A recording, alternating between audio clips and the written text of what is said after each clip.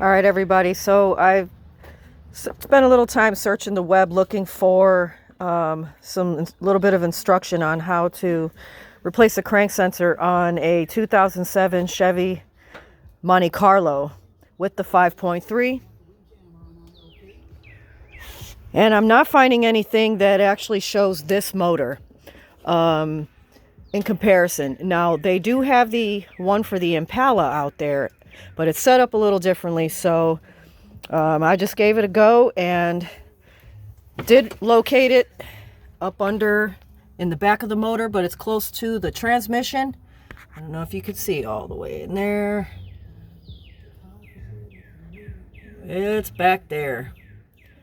So let me see if you can get a better look. There it is, back over there. 10 millimeter bolt. What I found to be effective, I'm going to do a backwards work on this for you because I already took it all apart and replaced the crank sensor. But there are there's two brackets and a motor mount in the way of getting back there. And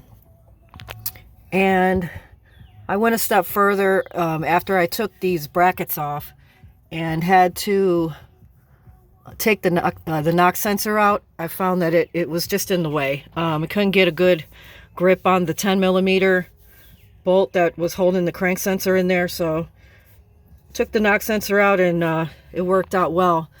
So here's the bracket. It's got 3 15 millimeter bolts in it, and that holds on to the axle housing.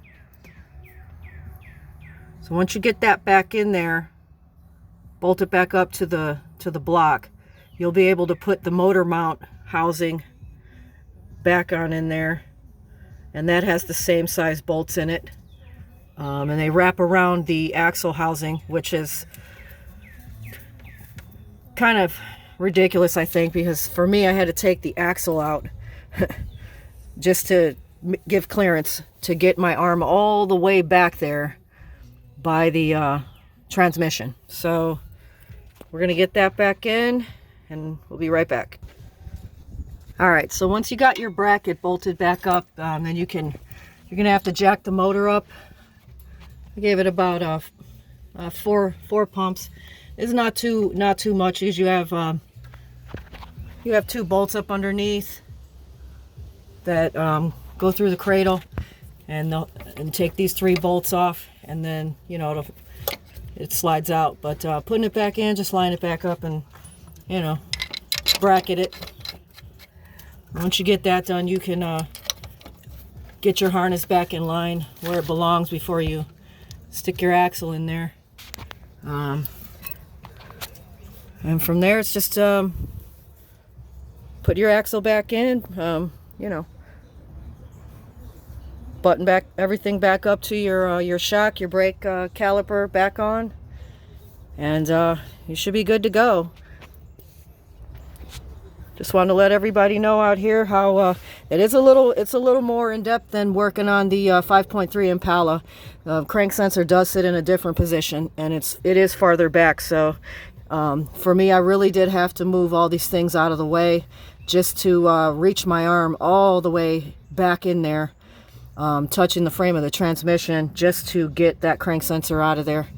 I tried to get it from underneath. I took the exhaust down. I was able to put my hands on the plug and touch the crank sensor, but it made it almost impossible to get to it that way because of the arch in the top of the transmission rear casing. So this really is the only way to get it, and definitely gave it a lot of thought before I did this one. But there it is. Hope you guys found this useful. Leave comments if you want.